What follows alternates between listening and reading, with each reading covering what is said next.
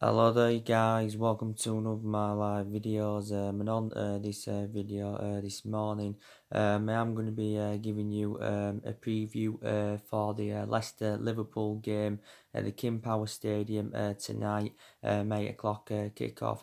And I do believe from my own perception, it's going to be a very entertaining game between two very good sides. But I do believe that Liverpool are going to win this game, because I feel as though that they're going to have too much for Leicester. So I do predict Liverpool win. Liverpool, of course, are the only team that are unbeaten in the Premier League at the moment.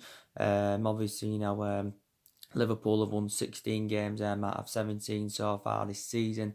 We're the only team this season that's taken many points from them.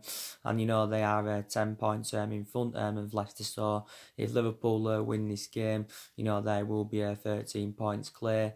And they are 11 points in front of Manchester City. And Liverpool are unbeaten in 34 Premier League games. Liverpool, of course, have got a few injuries. I do want to give you an update on.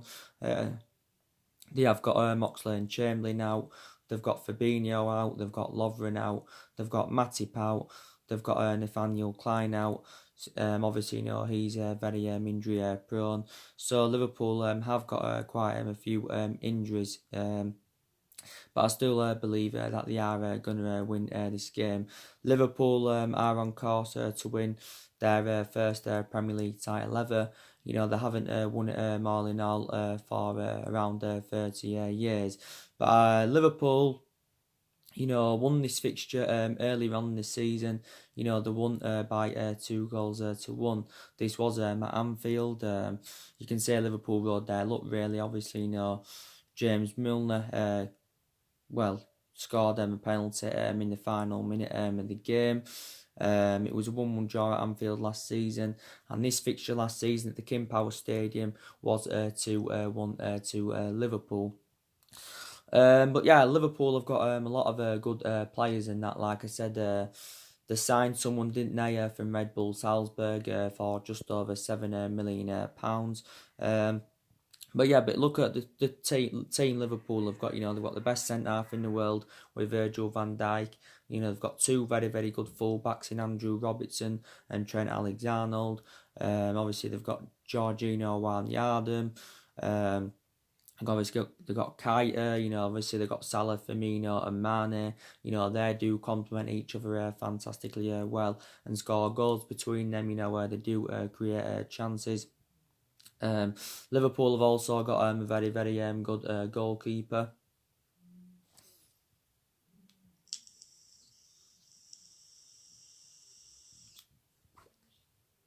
In Mallington and that, and I think Jurgen Klopp is a really good manager. So Liverpool have got a good team. They've also got a really good manager. Jurgen Klopp, of course, not too long ago extended his contract with Liverpool until 2024. Obviously, Liverpool, like I said, have played a game less than everybody else, because don't forget, they've been playing in the FIFA Club World Cup of Liverpool. They beat Monterrey 2-1 in the semi-final. They beat Flamengo in the final 1-0, so they did win the FIFA Club World Cup. So they've played a game less than everybody else. So obviously, I think that's Jurgen Klopp's third trophy he's won with Liverpool. Obviously, I think Liverpool won the Super Cup earlier on this season. They also won the Champions League last season, did Liverpool. Obviously, Liverpool have won it around 6 times. But Klopp didn't settle in, straight away at Liverpool, and that, I think his record after his first 29 games, was actually really bad. And some people are taking into account saying if we had to give Solskjaer more time, then maybe he could emulate into Jurgen Klopp. But I'm very sceptical about it. I think Klopp's got that winning mentality. He's got that philosophy for to work harder for your team. But he's replicating now what he did at Dortmund, because obviously he did win a couple of titles with Dortmund. I think before he was at Dortmund, he was at Mainz 05. I think he actually got relegated with Mainz 05 today, Jurgen Klopp. But yeah, but Liverpool are aware this is going to be a very very tough game from them for them, because Leicester have been good this season, and Brendan Rodgers has been revelation since his arrival at Leicester. Brendan Rodgers, of course, you know got recommended into Leicester in February, which was obviously earlier on this year. He initially agreed a 3.5 year deal. But reflecting on how good he's done with Leicester, he signed a new long-term contract not too long ago until the summer of 2025. So he signed a 5.5 year deal. He's a very very good manager. Is Rodgers. And I think he got a pay rise when he signed this new deal. Rodgers has managed quite a few clubs in that, but I think at Leicester he's replicating, what he did do with Celtic, because I thought Brendan Rodgers enjoyed 3 good years with Celtic. Obviously, he had one good season with Liverpool, did Rodgers. He had one good season there with Liverpool, but then after that, I think it went downhill. I thought he also did very, very well at Swansea. Obviously, when Brendan Rodgers was younger, he managed the likes of Reading and Watford. He began his managerial career managing the Chelsea youngsters and that. So he's managed quite a few clubs, but I think he's emulated himself up more over the years. As Brendan Rodgers and that. And take into account Leicester are unbeaten at home this season, so it's been a bit of a fortress as the King Power so far this season. But yeah, Liverpool don't know how much of a tough game it's going to be for them. Leicester did obviously sign some players during the summer. Obviously they got Dennis Pryor, I think, from Sampdoria. They also got Yori Tillemans in. I thought he was a very, very good buy for them. I think, he's actually their most expensive player is Yori Tillemans. They got James Justin from Luton, and they got Perez from Newcastle. And obviously, Leicester have got other good players. I really like James Maddison. I think, he complements their midfield. He's predominantly an attacking mid, but Brendan Rodgers has played him on the left quite a few times. They've got a very, very good fullback in Ben Chilwell. They've obviously, got Fuchs. They've got Wes Morgan. They've got Michael Brighton. They've got Jamie Vardy, also a very, very good player.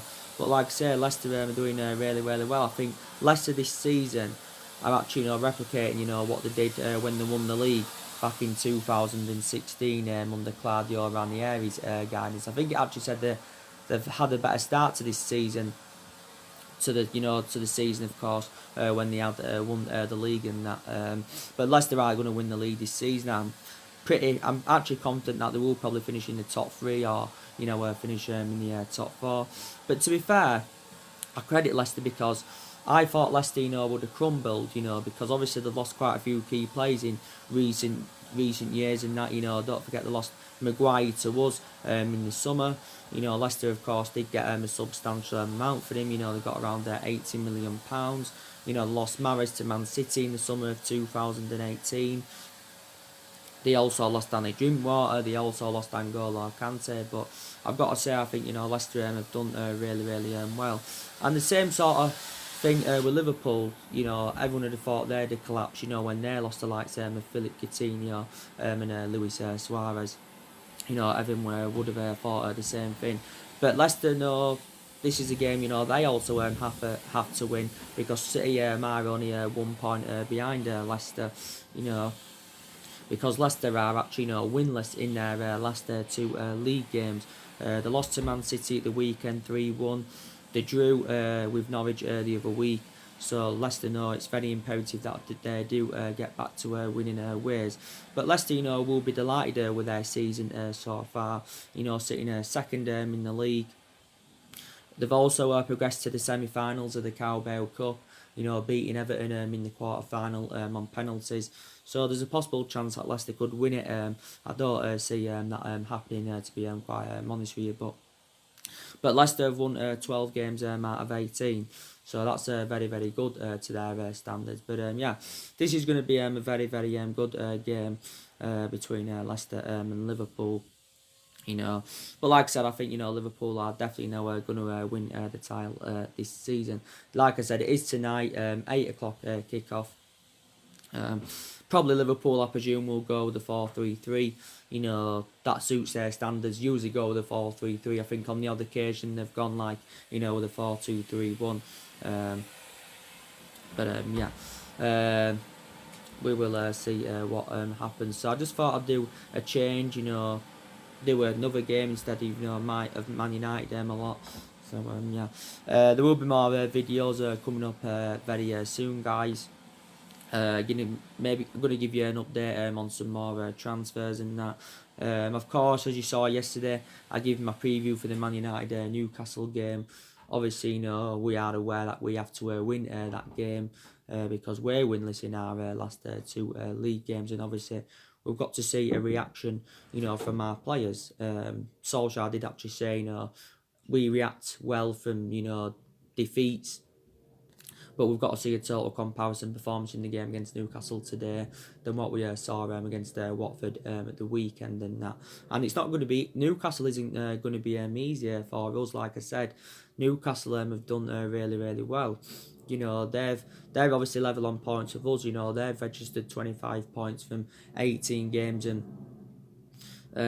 you know, you got to say, since Steve Bruce got recommended in, Newcastle have rejuvenated themselves. Obviously, this is Steve Bruce's first season as Newcastle manager, because obviously, you know, Rafa Binney has resigned during the course of the summer, and Newcastle have had quite a few injuries, but they've also got some pretty decent players. You know, they've got John Joe Shelby who's come on for them. You know, they've got Matty Longstaff and Sean Longstaff. You know, they've got Andy Carroll. You know, they've got Dwight Gale. You know, Newcastle have got quite a few decent players. Don't forget, you know, they lost one of their imperative players. You know, they lost Perez during this summer to Leicester. But I'm not confident at all going into this game against Newcastle, even though we've got a good record against them. You know, because Newcastle have not beaten us at home since 2013, so that's almost 7 years ago now. The reverse fixture, you know, Newcastle did win by 1-0. Matty Longstaff had scored the goal. We did do the double over them last season. We beat them 3-2, and we beat them 2-0, 3-2 and 2-0. But yeah, it will be a very, very good game and that. But I'm very, very sceptical anyway now, you know, that we are going to get that top four. I don't see that happening. We're too far behind now. We're 7 points behind top four. You know, we've had our chance to close the gap, you know, because prior to Chelsea's win against Tottenham, you know, they slipped up in their two previous games, and obviously, you know, we failed to beat Everton, and of course we failed to beat Watford. But I said top four is very essential for us this season, so we can get Champions League football. You know, there's two routes where you can get Champions League, and that's finishing in the top four, or, you know, win the Europa League. And that I think it's more imminent that we'll win the Europa League rather than get that top four. But I don't see that happening in that.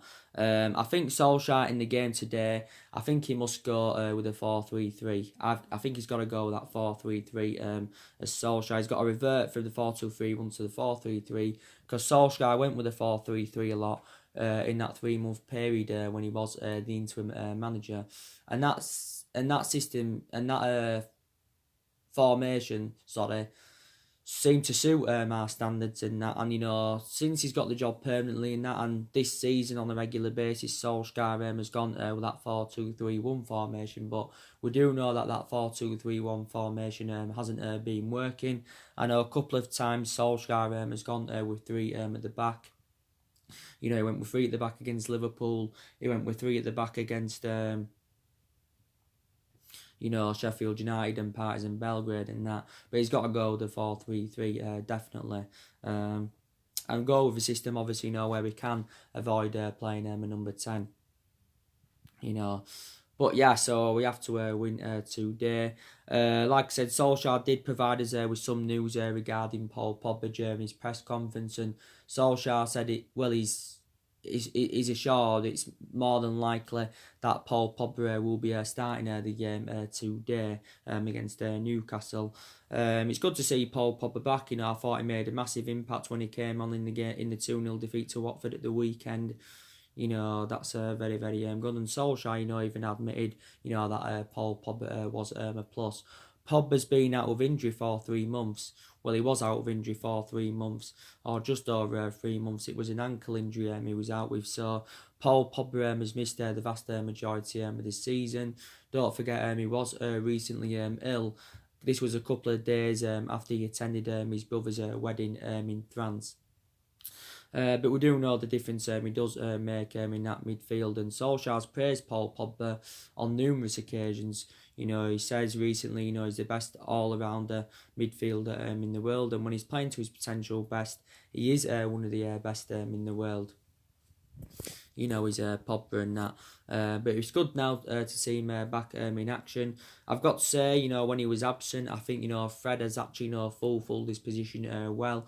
Because I think Fred and McTominay have complemented each other in our midfield fantastically well. Obviously, they're totally comparison to Paul Pogba.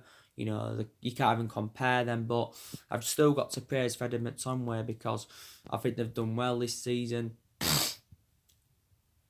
Don't know if they're the long-term solutions for Man United, but I've got to say they've done well. I don't think they was too good against Watford, but prior to that, I think they've been fantastic. But Paul Pogba is a box-to-box midfielder. He can also drop deep.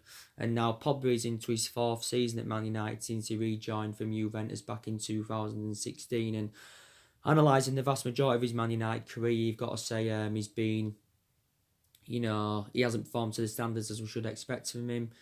Totally comparison to his time, when he was at Juventus, because I thought he exceeded expectations at Juventus and that, but hasn't really replicated this at Manchester United. I think we mainly saw the best of Pogba in that 3-month period when Solskjaer was the interim manager. Pogba now is on 149 appearances, I think, for the club in all competitions, and he's scored 131 goals. So Pogba starts against Newcastle. It will be his 150th appearance for the football club. But Paul Pogba was subjected to a lot of transfer speculation during the course of the summer. He was relentlessly linked with a move to Real Madrid. Also, there was talks about him making a return back to Turin. Solskjaer has given his overarching view on the speculation about Pogba, and he says that he will not be sold in January. So I still believe Pogba will be here in January, but I'm actually convinced that he will be here next summer. That he will be leaving next summer. So I'm sceptical, that he will be at Manchester United next summer. Pogba's 26 years of age, still in his prime, still got a lot of development in him. He's got around 17 months or 18 months left on his current contract, and he's on a substantial amount at the club. He's on around 290 grand a week, and he's my most expensive signing. So like I said, good to see him back in the team.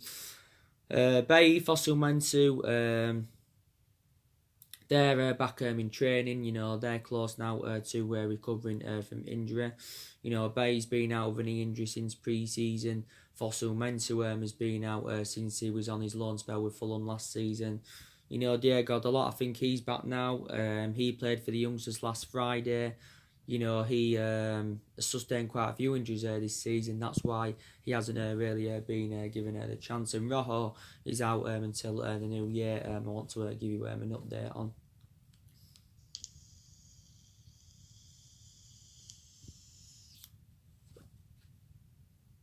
On. But this game against Newcastle is Solskjaer's, I think, 40th Premier League game in charge of the football club and that. But Solskjaer is aware of the amount of pressure that he has been under for the vast majority of this season, because we have enjoyed our worst start to a Premier League season for 30 years and that. Like I said, we've had good results this season. Like I've said to you on my other videos, we've done really well against elite opposition this season. We've beaten City, we've beaten Tottenham. Them 2 games definitely saved Ole Gunnar Solskjaer's managerial tenure at the football club. We drew with Liverpool. We're the only team this season, like I said, to take many points from them. We're beating Leicester, we're beating Chelsea at the beginning of the season 4-0. So it just proves we're capable of beating anybody.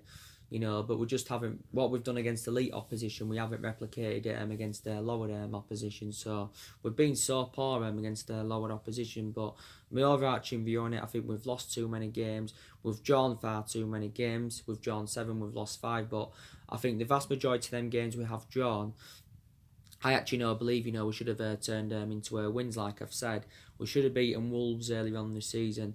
We should have beaten Villa. We should have beaten Everton. We should have definitely beaten Sheffield United.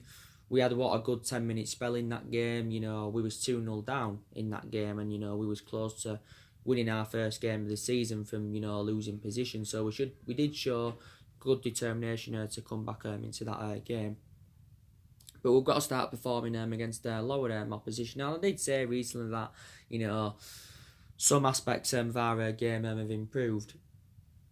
Some aspects of our game have improved. We've created more chances. Certain players in that have stepped up to the plate, but there's still quite a lot of aspects of our game that I do need to improve. I think the likes of Marcus Rashford's done really, really well.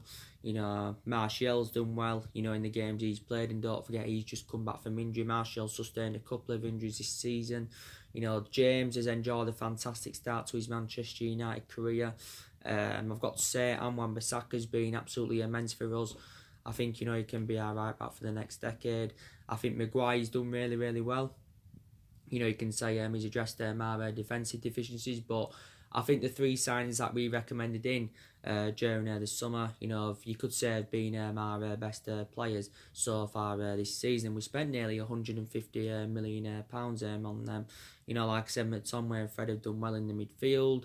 Lingard's had some good games this season, But yeah, players have stepped up to the plate and that. Obviously now it's less than a week until the January transfer window opens, and that I'm looking forward to the January transfer window opening, and that I always like doing my transfer daily shows and that, and hopefully we can get some players into the football club in January. Obviously the board are determined to back Solskjaer. Like I updated you recently, our board have identified 4 transfer targets for January, and those targets are Erling Haaland, James Maddison, Declan Rice, and Jack Grealish. So there are 4 main priority targets, for January. Solskjaer is going to get unlimited funds anywhere, so I think this is me estimating. I think we're going to spend from between 250 to 300 million pounds on recruiting new players into the football club next year. But next year we've got to address the deficiencies in the squad. The 2 main priority areas where we need to strengthen up. We need to get a midfielder in.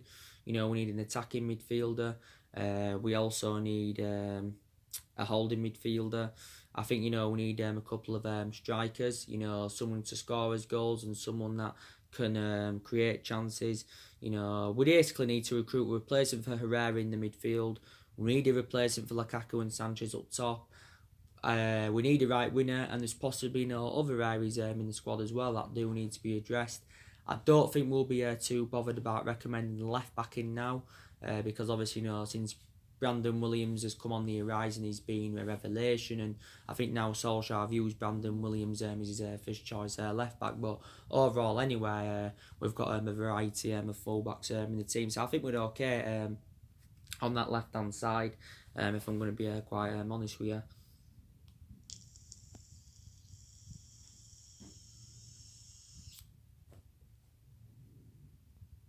If I'm going to be quite honest here. But like I said, our recruitment's definitely got to improve, because our recruitment has been very poor for several years in that. And, in that aspect, the blame stems from the board. So let's see who we can get in the next couple of windows. But Solskjaer will be here in January. I can presume Solskjaer will be here at the end of the season, but I'm very sceptical, that he will see out his 3-year contract at the football club. He's into his second season now as Manchester United manager. Like I said on my recent videos, he's got many expectations to exceed in that, and I just believe that the expectations are too high for him. Don't forget last week it was, I think, Solskjaer had celebrated his 1-year anniversary at the football club, and he gave his overarching view on his first year at the club and that, and he said he's really enjoyed it and it's gone very, very quick. Obviously now he's going to hope for a better second year than he's had, because he had a good 3 months, Solskjaer. This is obviously when he first came in last year, when he was the interim manager, because the results were good, the performances were good, he got the best out of these group of players. But since he got the job permanently, it's just seemed to have all gone wrong. So you can say Solskjaer's enjoyed a difficult 9 months or so with the football club. We've had some good periods here and there, but like Solskjaer recently said, we've failed to keep that consistency up. But yeah, Solskjaer's got a 3-year contract worth $7.5 million a year, and I think that's one mistake we did make was giving him the job.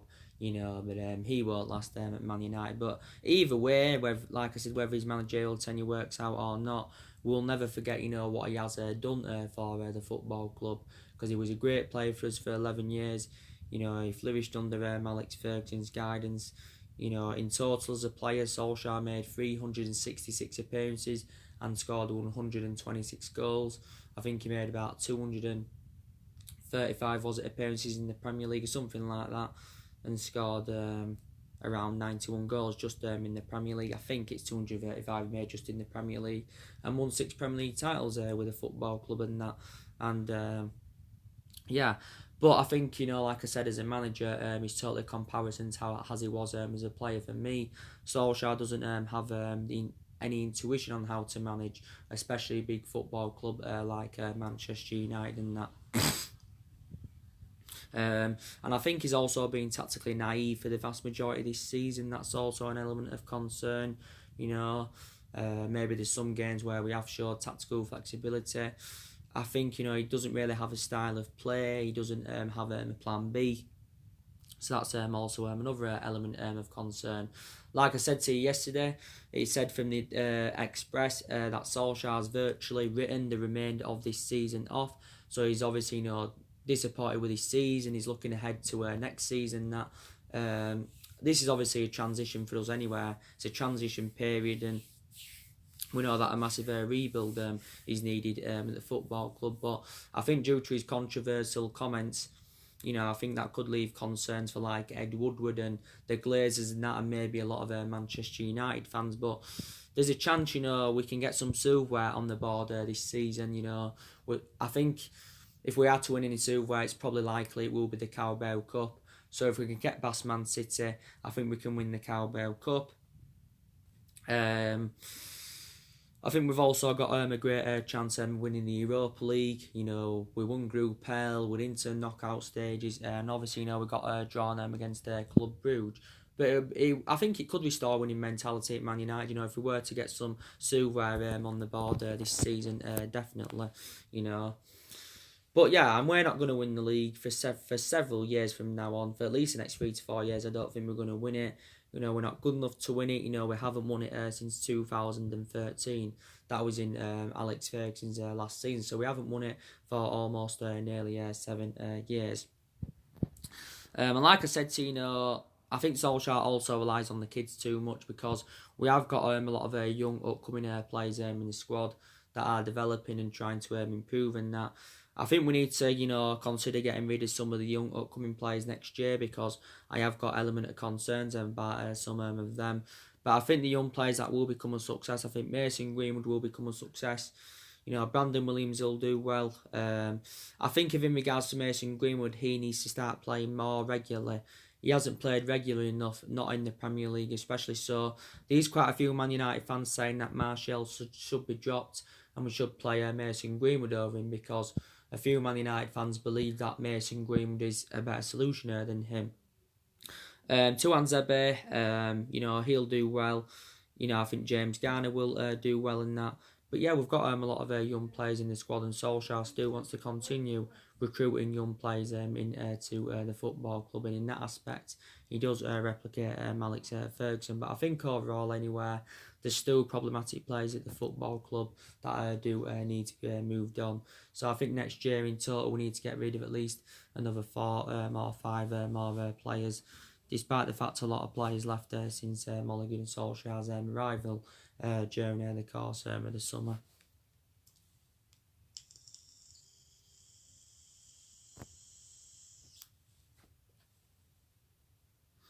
During the course of the summer and that. But yeah, so the main part of this video was to give you a preview for the Leicester Liverpool game tonight, 8 o'clock kickoff.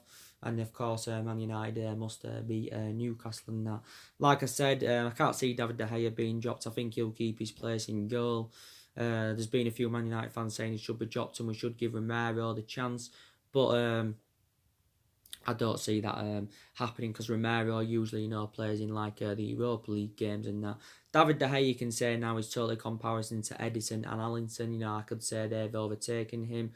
At this present time, they're better, but overall, David De Gea is better, because he's still one of the best goalkeepers in the world and that. But, he's made quite a few mistakes, for Man United, as David De Gea. But, I don't think he will be dropped. So, yeah. But I'd like us to go with a 4-3-3 formation to see, how we can do. But yeah, so anyway, guys, drop your comments, likes below on the channel. If you do, consider subscribe, as always, and take care. God bless, and I'll see you all again very, very soon.